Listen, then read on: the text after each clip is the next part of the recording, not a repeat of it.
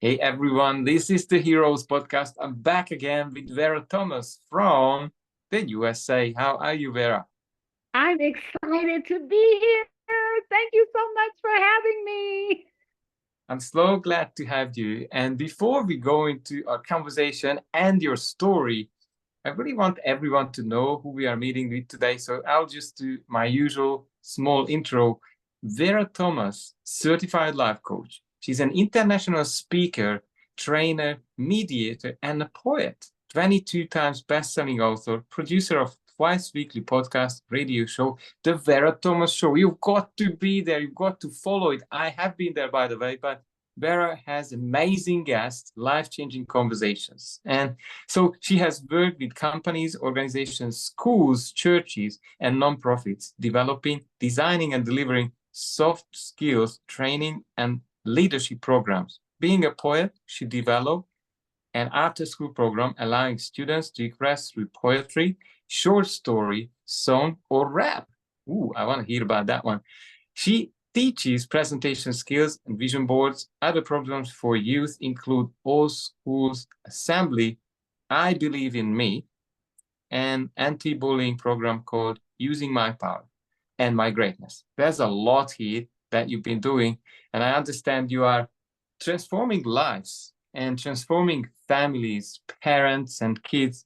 How did this story started for you, Vera? Do you want to take us back to the beginning of maybe some difficult times?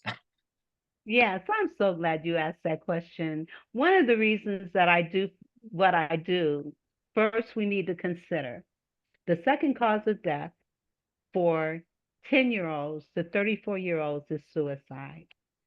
64% of adults who have their own unresolved issues, traumas, abuse, and drama is often stemmed from how they were raised as a child. Having grown up with no confidence, no self esteem, having been bullied and ridiculed and made fun of by adults as well as by kids, and being told by adults, you're nothing, you'll never be anything. And those things crushed me. I was a rather shy kid only because of fear of expressing because I didn't know what the result would be. And I vowed to not want any child to ever feel like I felt as a child.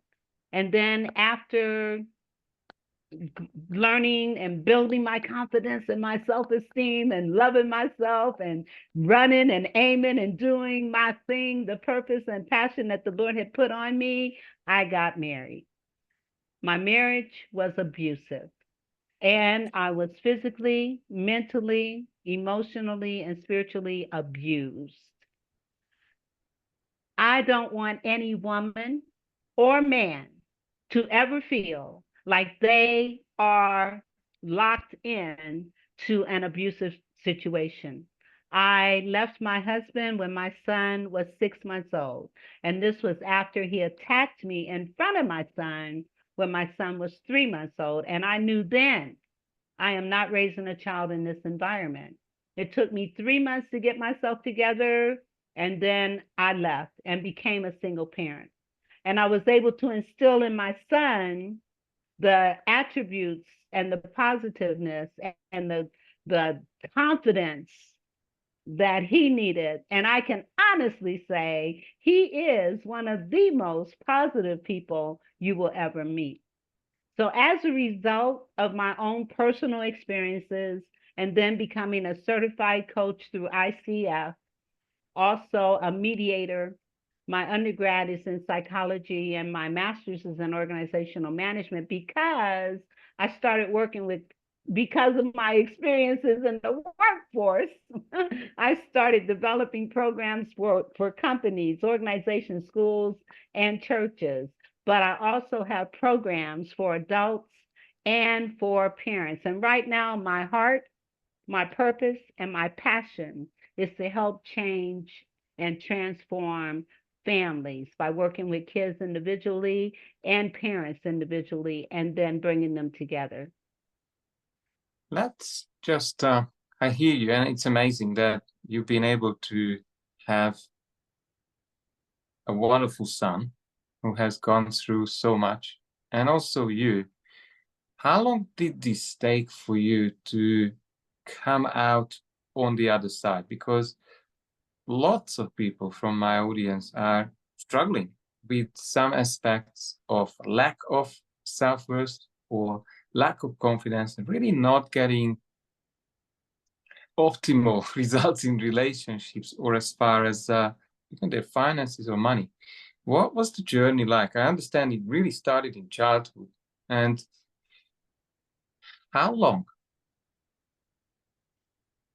Well, one of the things that was very impactful for me, I read a book called The Magic of Believing by Claude Bristow. That book was the beginning of my transformation. There is a chapter in that book that has a quote by Eleanor Roosevelt. And she said, "No one can make you feel inferior without your permission." Once I understood that and recognized that, then I also recognized and understood that it didn't matter what other people said about me. It didn't matter how other people reacted, related, or responded to me. What mattered was how I see myself and how I relate, react, and respond to all situations. We can only control ourselves. We have no control over other people or how they may even treat us, but we do have control over how we respond. Once I learned that, then my journey for self discovery and self empowerment and self development continued. So by the time I got married, I was the most positive person you would ever meet. And then I'm in this environment with this, with this man. And what I didn't realize at the time that I married him, he had childhood trauma. And I didn't know that. I didn't know anything about any of this at that time. He had childhood trauma. And I didn't find that out until after I was married, and his mother confirmed that he did. If I had known at the beginning, I would have never married him. But as a result of that marriage, it broke me down. All the confidence, all the self esteem, all the self assuredness that I had, I lost. So I had to start all over again. And it literally, I was married for 3 years. It literally took me 3 years to get back to some resemblance of myself. As I was doing that for myself, I also had to do that for my son. And I started with affirmations on my bathroom mirror. One of the affirmations that I would have him say from the time he was a toddler: I am talented, I am intelligent, I am creative.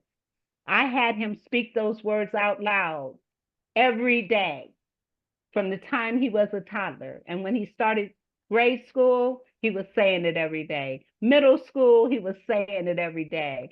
In middle school, he was a part of an all school assembly where he sang a song. And the song that he sang was I Believe I Can Fly. And there were literally teachers and parents in the audience crying. And they came up to me. My son was standing next to me. And they came up to me, and you know what they said, Andre? They said, "Your son, he's so talented, he's so intelligent, he's so creative." And I looked at my son, and he looked at me, and the very thing that he was affirming every day for years, other people saw it and affirmed it as well. So I encourage parents to speak life into your children. Speak confidence into your children. And when you do, bullying, they will not be bullied. And I know that because I've had kids that were clients of mine that were bullied in school. And I gave them some tools and techniques and things that they could do and things that they came up themselves that they could do. And the next time that child was bullied, he stood up for himself. He said, I know who I am. And he started rattling off who he is. I am loving, I am kind, I am confident. And then he also said to the bully, so whatever you think of me does not matter because I know who I am. So I understand you may be going through some things yourself right now, but that's your issue, not mine. I feel good about me. So you can move on. And guess what? The bully stopped messing with him. Yeah, I'm not surprised. What a story, huh? How would you, if you look back, and you saying the inner seem to play out and reflect on the outside, those the feelings or the inner self-worth, inner self-image, identity seem to then reflect back. How do you reconcile now to sort of walk into that marriage that really has shattered you in many ways? Like how did that happen when you sort of were doing okay, right? You kind of was I about was to. doing fine. I was making good money. I had Mm, contracts. Things were going great. And I felt pressure. First of all, I was 27 years old. I thought I was becoming a maid. An old maid at 27 years old. I thought I was get, and this guy just pressured me. He pressured me. And I had recently gotten out, and see, this is another reason why I do one of the programs that I do, because I had just recently gotten out of a relationship that was truly the love of my life. But because he had just recently gotten divorced and he said things were moving too fast and he wanted to kind of see other people. And at that point, I appreciated him being open and honest with me. But then I thought, you want your cake and eat it too. I'm not playing that game. And so I broke up with him, right? And I should have never done that. But I should have just given him the time that he needed. After my divorce, I then better understood the need for self-reflection, the need for identifying what's important to you in the future for a future relationship. What are your boundaries? What are things you will never accept in a relationship? I've learned that, and I have my boundaries. There are certain things, never call me out of my name. I don't care if you're joking or not. Do not call me out of my name. If you do, the relationship is over. And I mean for real. I'm very, that's a boundary that I just cannot.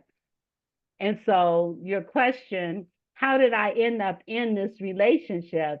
Two reasons. One, on the rebound. Two, the pressure. And so I did it. And the greatest thing that came out of that marriage was my son. Chances are I would have never had any children had I not been married, because I had three doctors tell me I would never have children. And so I had to have corrective surgery in order to have a child. And here he is. He's a great, great, great person. And well, it's interesting because my son that I have, his due date was the same due date of my first child that I miscarried as a result of how my ex-husband treated me. So oh, it's like he oh. was meant to be here. So unfortunately, you had a miscarriage due to whatever has Abuse. happened, that abuse of some sort. Yes. Oh, I haven't heard of that before, and probably that is must have been one of the most painful It was devastating. experiences of your life. How did you recover from that? Well, it was devastating, having lost a child because being physically attacked. Um, it it was devastating. But I got over it, and then I got pregnant with my son, and I really tried to make my marriage work. We went to counseling, and the counselor asked him, "Can you tell your wife you won't do these things again?" And he said, "No, I can't." And I said, "Marriage over. It's over. If you can't make that kind of commitment to our marriage, then it's over." And I resigned myself to that. Yeah. I'm wondering though, well, that must have been a very, very heavy experience to lose a child due to physical abuse, and you stayed and tried to make it work. I mean, I that's did. beyond I my imagination. Well, I'm the type of person, I will give 100%. I will do everything that I think I can possibly do. But once I see that there's nothing I can do, I'm done. I did all I could. We went to counseling, that didn't work. You're not committing to our marriage. There were a lot of things that happened within those 3 years, and that just really tried to break me. But thank God I knew what I needed to do, because I knew what I did to gain the confidence and self-esteem that I needed from being a child. And so I just reincorporated those thoughts, those attitudes, those things that I did, those tools that I used, the resources, and also poetry was uh, encouragement for me as well. Because I would write poetry to uplift myself, and now I share it with others to uplift them.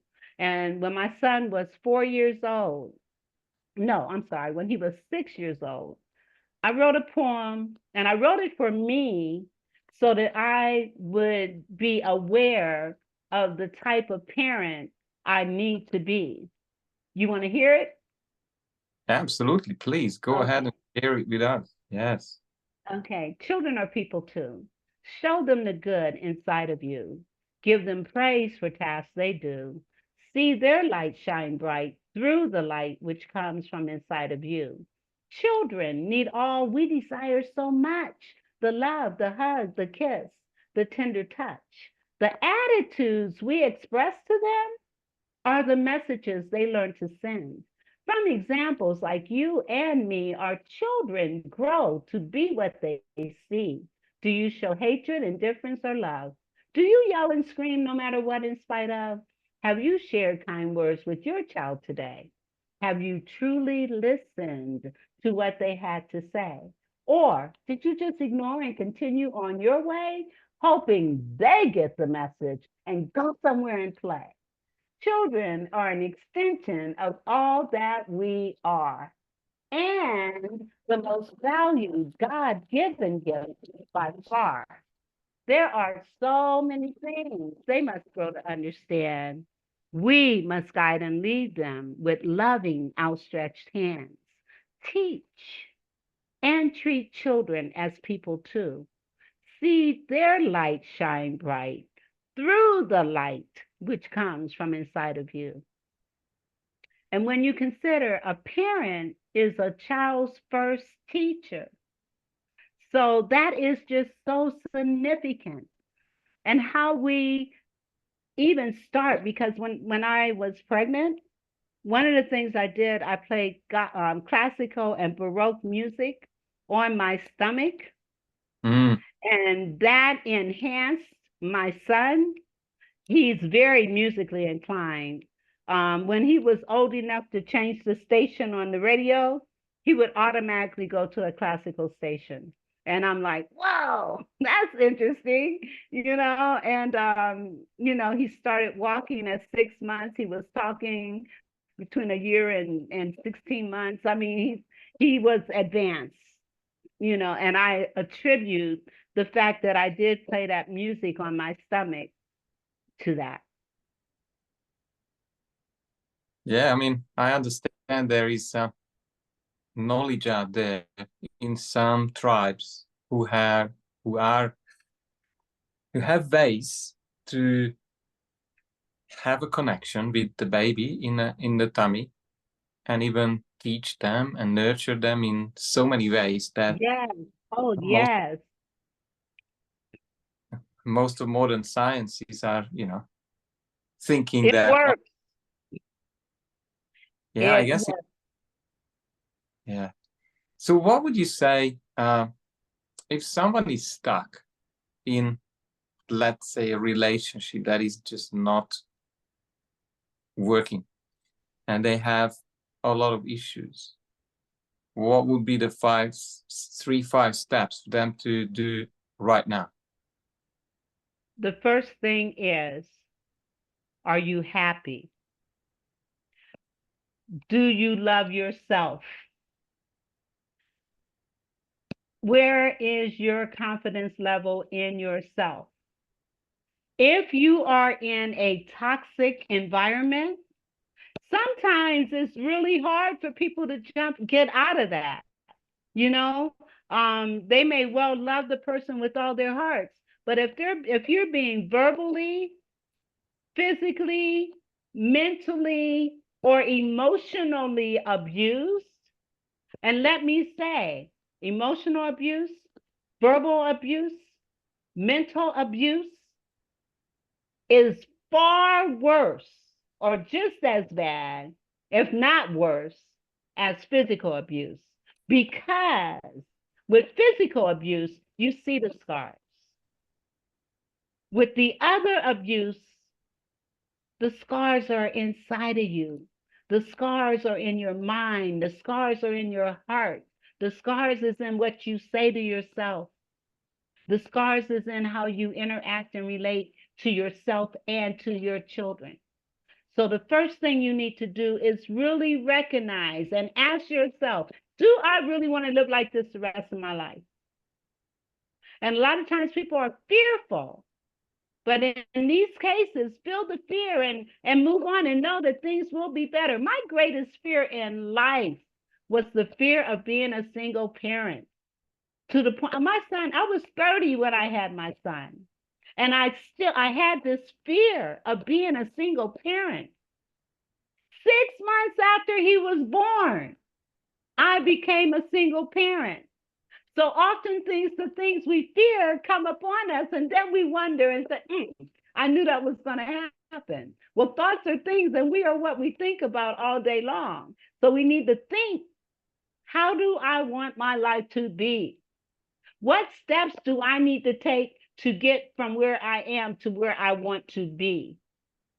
And in terms of relationships, it's critical. It's absolutely critical that before you jump into another relationship, before you start delving in and trying to find that next person, we need to look at ourselves. What's important to me? What are my values? What are my boundaries? What are my must-haves? What are my beliefs? What part did I play in the demise? What must I do to be happy?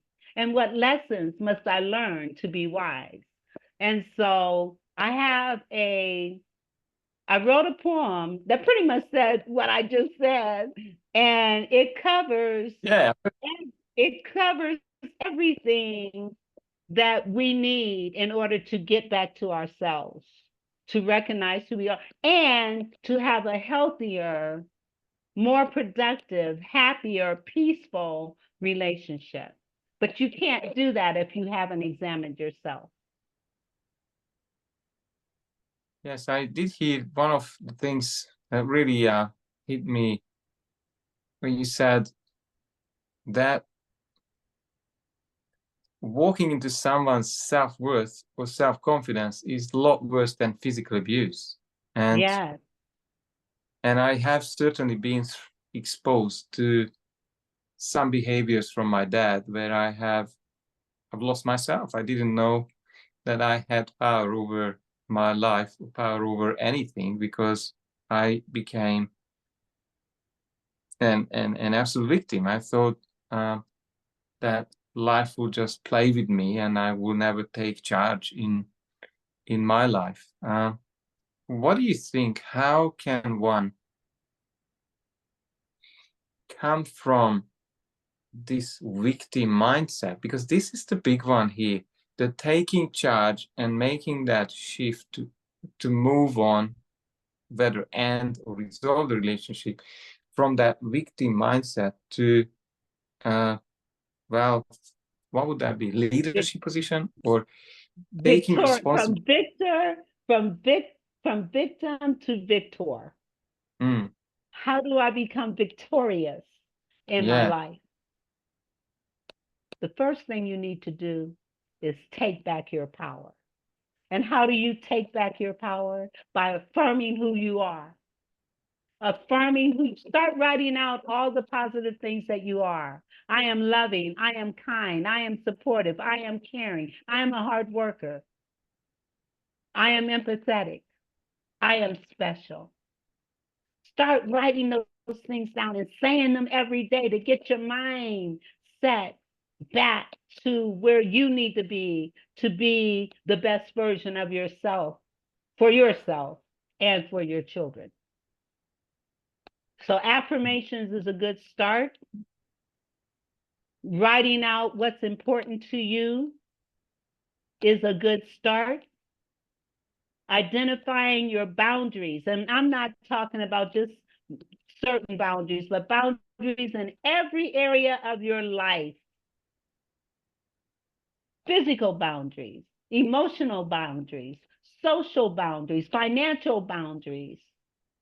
What is it that I am going to eliminate out of a relationship? And if by chance, and people give you red flags, you can see, you can tell, because they're red flags. And you know what? When I see those red flags, it's like, okay, we can be friends. We can be friends, nothing more. What would be, this morning I had an interesting conversation. I was tagged on Facebook, on a Facebook post. It was interesting. I was explaining that when my child was 8 years old, and he's being called a dump a number of times by an angry teacher, then I introduced my boundaries, because I knew how powerful the mind is and how much bad gardening can happen at an early age. And I said, well, I pulled them out of school. And she said, well, you have, she said, you saved them from facing the hard facts of life and hardening up. She said, well, obviously I have another point of view. Do you have anything to share about these experiences that children are exposed to? And my understanding is that it's almost like casting a spell on their mind to lose themselves at that point. Do you want to Yeah. speak? Oh my God. I have several programs that I've had in the schools since 2004 up until 2012, when I had to put things on hold because of illnesses in my family. And oh my God, I had a little boy in one of my sessions. And this was even after, because I did some other things after my sister died. I was in this school and I had just completed the self-esteem workshop. And then the second part of it was fathers came to the school and did some things with their kids and went into my family fathers program. And then the next session, mothers came to the school. Now, this little boy, his mother was not in his life.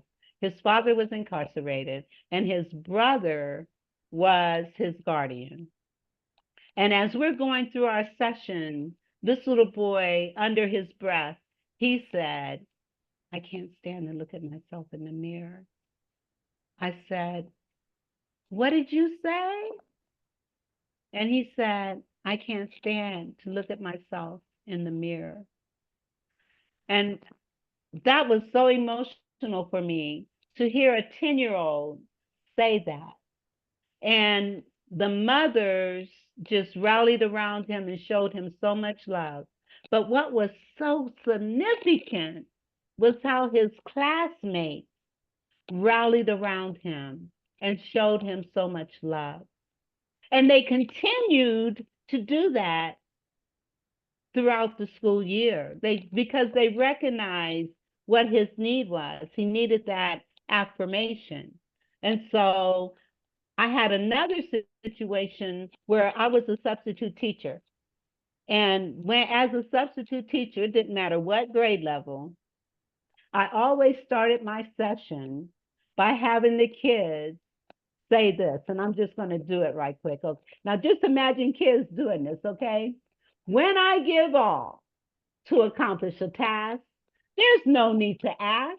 That's my greatness. When I allow creativity to flow, everyone will know. That's my greatness. When I share and give of myself till little is left, that's my greatness. My greatness need not compare with anyone, anywhere. There's no need to compete with others I chance to meet. My greatness is unique. It makes my life complete. I just need to be myself and do my best and do my best and always do my best. That greatness, my greatness, my greatness, my greatness will stand the test. I had just done that with the class, right? Right after I did that, a teacher stuck her head in the door and she said, "You knuckleheads better behave for her." That upset me. And I actually reported her, because if you're calling these kids knuckleheads, how do you expect them to learn? If all they hear from you is they're knuckleheads, how are you building their confidence and self-esteem? And that came from a teacher, just like what your son experienced. That's a problem. And if teachers have a problem teaching, they don't need to teach. And I realize there's a shortage of teachers, and there are some awesome teachers out there.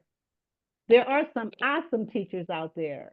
And those who are not elevating your children, encouraging your children, calling your children's names, they need to be busted, period. Yeah, I'm very passionate about that, obviously. I was too, and I raised the issue. I reported this, and what happened there, I was even more outrageous. The principal was covering her, saying she is one of our best teachers, never really addressing what she was doing to the kids. So that was my sign to create a boundary, a hard physical boundary, so she will never get around my sons, because I thought I can't win in this place, and the real loser is not me, it would be my son. So I chose to pull them at that point. Well, kudos for you, because no child should be ridiculed, belittled, called any kind of name by another child, and especially by adults. And I know from my own personal experiences how it feels when an adult is saying, "You're nothing, you'll never be anything." And my mother was my saving grace, because she kept saying, "Dear, make them out of a lie. Make them out of a lie." Therefore, I was the first in my family to get a college degree and then a master's. I've co-authored over 22 books. I have a podcast and show, and so I've done, and at one point we do things to try to prove who we are, but we don't need to do that. I don't need to prove who I am. I just need to have confidence in who I am. So I just want parents to recognize how impactful you are. And when you see things happening in school that is not to the benefit of your child, believe your child. Believe your child. And then go to that school and do something about it. and make it clear this is unacceptable. Unacceptable. And that's important.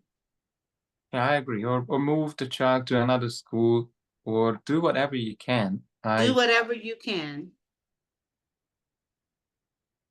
Because Do think it, about even if it means homeschooling sometimes, you know, even if it means that, you know, do what you need to do, you know, and be cognizant of the behaviors that you are displaying with your children. Anymore, cursing just seems to be a natural thing for people. They just spills out of their mouths. And I remember being with a grandmother. She was a young grandmother. She had a 2-year-old and a 3-year-old. And this woman cursed like a sailor. And she did it around her kids. And I had to say, I said, let me say to you, when these kids start school, and they're cursing at the teachers and they're cursing at other kids, and the principal calls you to tell you of their behavior, you will have no leg to stand on, because they're only mimicking what they see. Children grow to be what they see. What are you showing your child? What attitudes and behaviors are you displaying in front of your child? How are you speaking life into your child? So important. Yeah, I believe the real teaching is, if you're listening to us, the real teaching is your life and the level of freedom you have achieved in your life, not what you preach, not what you are trying to teach them. Eventually, your life is your message and your teaching. Your life is your message. I love that. And, you know, again, parents have oftentimes parents have their own unresolved issues.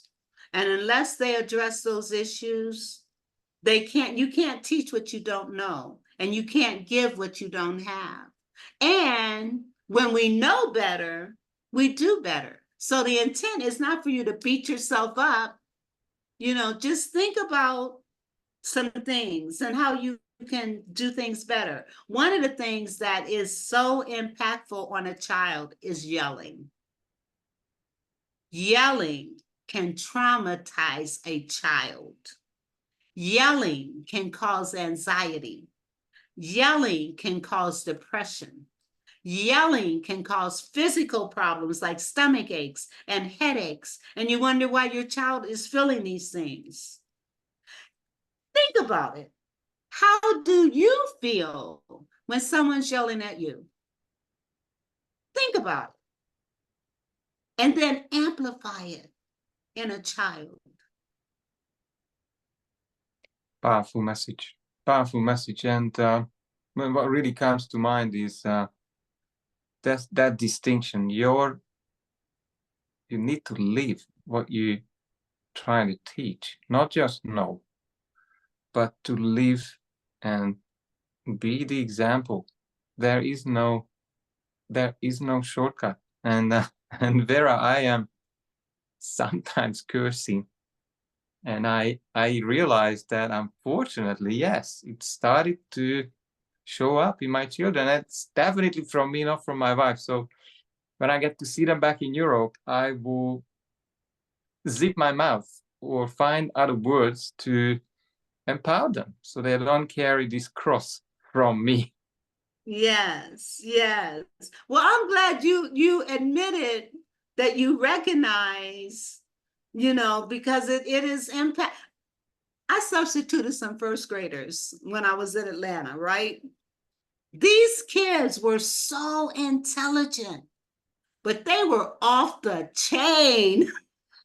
These kids, I had never seen kids like these children before.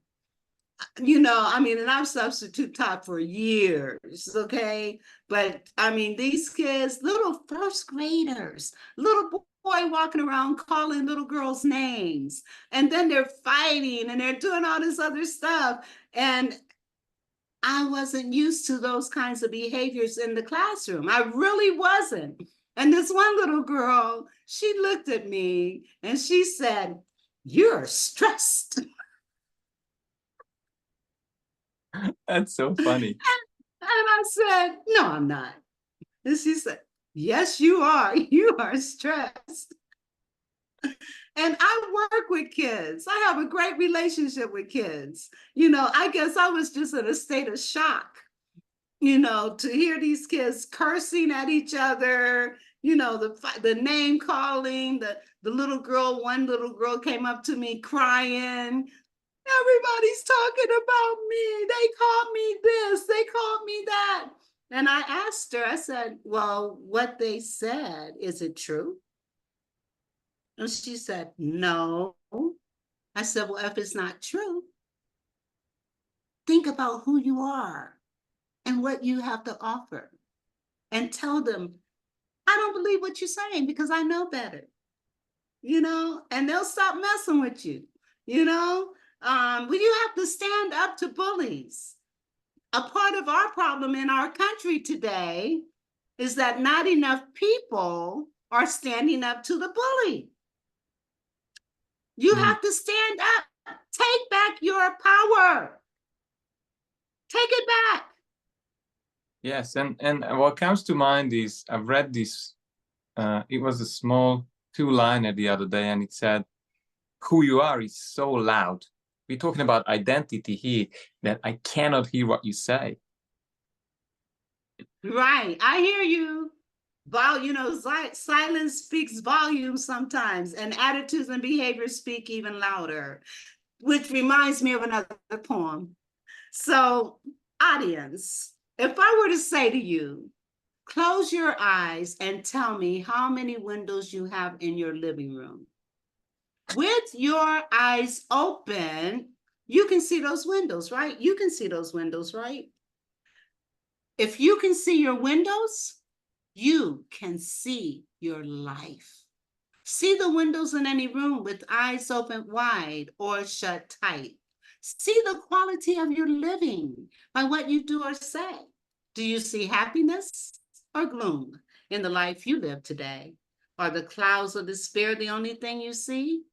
Do you wonder, who cares to come and rescue me? If you can see your windows, you can see your life. You can change clouds to sunshine by doing what you feel is right. See the rainbows in your life, fleeting moments in your day. See the beauty you can find in what you do or say. We are what we think about every day. We live by faith, fear, or doubt, believing life is but one way.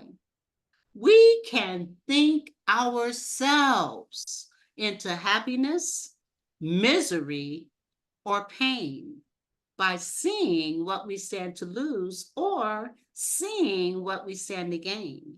If you can see your windows, you can see your life. Awareness is the key. You have the control.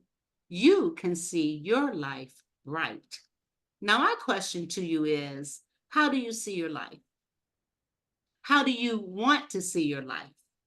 And what is that gap in between? And Andre and I are able to bridge that gap to help you find what's causing you not to live and see your life the way you really, really, really want to see it. And I have a workshop. Actually, that poem is a book that's still at the publishers, but I have developed a workshop for children and a workshop for adults centered around that poem. Beautiful. Well, it was so much fun hearing your wisdom and your experiences and the truth that you've been living. I'm wondering, I got 2 questions left. One would be, how do we find you? Obviously, we will have all your details under the video, but just tell us how to engage with you in the easiest way. People can engage with me on Facebook, LinkedIn. If you go to LinkedIn, Instilling Greatness, I'll put the link, give you the links. Okay. You can also schedule a 30-minute consultation with me to see if I can help you bridge that gap. And I'll put that link in there as well. You can also watch my show. Andre was on my show, and it was an awesome, awesome show. So my show is designed to uplift, encourage, motivate, inspire, and educate. So guests come on to do those things. And as I said, I'm a coach. I work with parents and their children, and I just want to make a difference. There's too much hurt going on in our world, not just the United States, but it's across the board. I remember having an opportunity to be with 5 teenagers in one night in different environments. 5 teenagers. And I asked each one of them, what type of relationship do you have with your parents? Out of those 5 kids, only one had a decent relationship with their parent. And these were kids across the board. I had a Hispanic girl, I had a biracial boy, I had a white boy, I had a Black girl, and a Black boy. Out of those 5 kids, only one of them had a decent relationship with their parent, and happened to be the young Black boy that said his father and his mother were both so supportive and encouraging of him. The others had major issues with their parents, and they shared with me what those issues were. I challenge you that are listening tonight. What I want you to do with your children and or your spouse, if you don't have children, do this with your spouse. I want you to take and write down 10 things that you value and appreciate about each one of your children and about your significant other, and ask them to do the same for you. So often, parents have no idea of the positives that their children feel about them. And so often, children don't know the positives that parents feel about them, because they're only hearing, go to your room, clean your room, wash the dishes, where you been? So let's change that and start affirming each other. That's very And I guarantee you're gonna, oh man, the impact that has on a family is amazing. It's beautiful. amazing.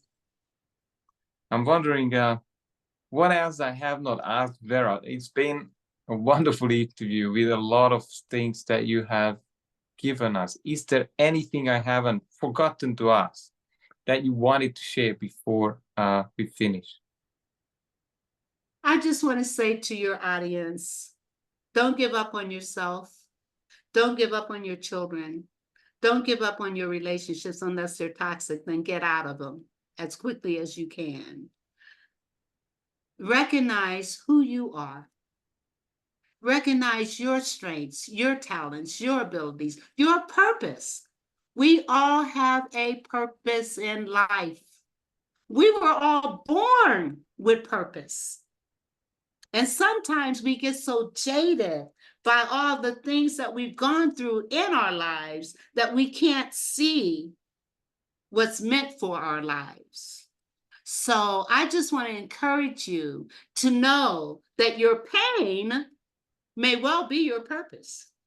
Your pain may well be you've gone through these things because you need to help other people not go through them. I've been through a lot. Childhood abuse. I was even raped. I was in a domestic violent marriage. But I also learned for every setback, I bounce back quickly. And I say that to myself. For every setback, I bounce back quickly. I do not have to allow what other people say, think, or feel about me to determine who I am. And you don't either. And remember, Eleanor Roosevelt said, no one can make you feel inferior without your permission. Take back your power. Take back your power. Take back your power. Well done. Thank you very much for your time. It's really powerful. Probably I'll share this episode everywhere and reshare it because there's just so much gold in this. And I hope to see you again, Vera. Yes, yes. Well, listen, thank you so much. God bless. God bless you all. And just take care of yourself. And please stay in touch with me and Andre. Stay in touch. We can help you transform yourselves.